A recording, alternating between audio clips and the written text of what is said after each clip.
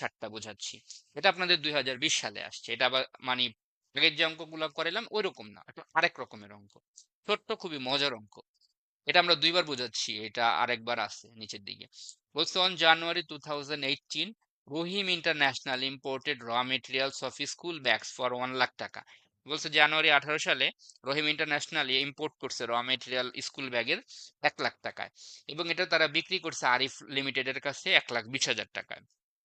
Using this material, এই আরিফ যেটা কিনলো সে এগুলা ব্যবহার করে 150 পিস ব্যাগ বিক্রি বানাইছে এবং এটা বিক্রি করছে ইউনুস অ্যান্ড সন্স কোম্পানির সাথে 1,70,000 টাকায়। ইউনুস অ্যান্ড সন্স এটা আবার পরবর্তীতে বিক্রি করছে কেবি ইন্টারন্যাশনালের কাছে 2 লাখ টাকায়।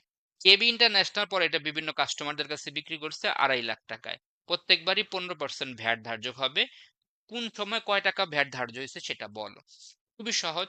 তাহলে সিরিয়াল নাম্বার এটা কয়টা হবে সেটা অঙ্কের উপর নির্ভর করে। নেম অফ দ্য পারচেসার, তাহলে আমরা প্রথম ক্রয় করছে যে ব্যক্তি তার নাম হচ্ছে রহিম ইন্টারন্যাশনাল। কত টাকায় কিনছে? 1 লাখ টাকায়। তো তিনি তো প্রথম কিনলেন, তার তো আর কোনো এডিশনাল ভ্যালু নাই, এই 1 লাখ টাকাই এখানে বসছে। ভ্যাট হচ্ছে 15%। 1 লাখের 15% করলে 15,000 টাকা। রহিমের কাজ শেষ। রহিম বিক্রি করছে কার কাছে? আরিফের কাছে। কত টাকায়? 1,20,000 টাকায়। তাহলে 1 লাখ ছিল শুরুতে দাম। আরিফের কাছে বিক্রি করছে 1,20,000 টাকায়। তাহলে ডিফারেন্স কত? 1,20,000 আর 1 লাখের ডিফারেন্স হচ্ছে 20,000 টাকা। 20,000 টাকার 15% করলে হয় 3,000 টাকা। শেষ। আরিফ আবার বিক্রি করছে ইউনুসের কাছে কত টাকায়? 1,70,000 টাকায়। তাহলে 1,20,000 আর 1,70,000 এর ডিফারেন্স কত? 50,000। 50,000 এর 15% করলে হয় 7,500 টাকা। কেবি ইউনুস আবার বিক্রি করছে কেবি ইন্টারন্যাশনালের কাছে কত? 2 লাখ টাকায়। তাহলে 1,70,000 আর 2 লাখের ডিফারেন্স হচ্ছে 30,000 টাকা। 30,000 এর 15% করলে এখানে হবে 4,500 টাকা। আবার কেবি ইন্টারন্যাশনাল বিক্রি করছে কাস্টমারের কাছে বিভিন্ন কত টাকায়? 2.5 লাখ টাকায়। যার কাছে বিক্রি করছে তার দামের থেকে যত টাকা ছিল সেটা বিয়োগ হবে। আবার 2 লাখ থেকে 2.5 লাখ বিয়োগ করে মাইনাস বের করে ফেলেন না। কেবি যার কাছে বিক্রি করছে তার দাম থেকে বিয়োগ হবে, মানে 2.5 লাখ থেকে 2 লাখ বিয়োগ করলে আমাদের এখানে হয় 50,000। 50,000 এর 15% করলে হয় 7,500। সব মিলায় ভ্যাট যোগ করলে হয় 37,500। বুঝা যায়? জি স্যার, বোঝা যায়।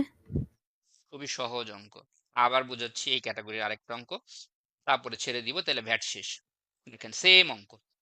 দেখেন বলছে on January 18 Kallol international imported র material of school bag 2 lakh টাকার সে ইম্পোর্ট করছে, বিক্রি করছে কালামের কাছে 2,40,000। কালাম আবার সেটা বিক্রি করছে খাজানা ব্রাদার্স এর কাছে 2 লাখ, এটা 2,40,000 হবে না, এটা হবে 3,40,000 এর বিক্রি করছে হচ্ছে খাজানা ব্রাদার্স এর কাছে। এই খাজানা ব্রাদার্স আবার এটা বিক্রি করছে ইউসুফ ইন্টারন্যাশনালের কাছে, সেই বিক্রি করছে হচ্ছে স্যার 4 লাখ টাকায়। আবার ইউসুফ ইন্টারন্যাশনাল বিক্রি করছে হচ্ছে বিভিন্ন কাস্টমারের কাছে 6 লাখ টাকায়। কে কত টাকা ভ্যাট দিছে এই টাইপের হিসাবটা করতে হবে। তাহলে প্রথম পারচেসারের নাম হচ্ছে কল্লোল, 2 লাখ টাকায় কিনছে, ওই 2 লাখ টাকায় এডিশনাল ভ্যালু 15% করলে হয় 30,000।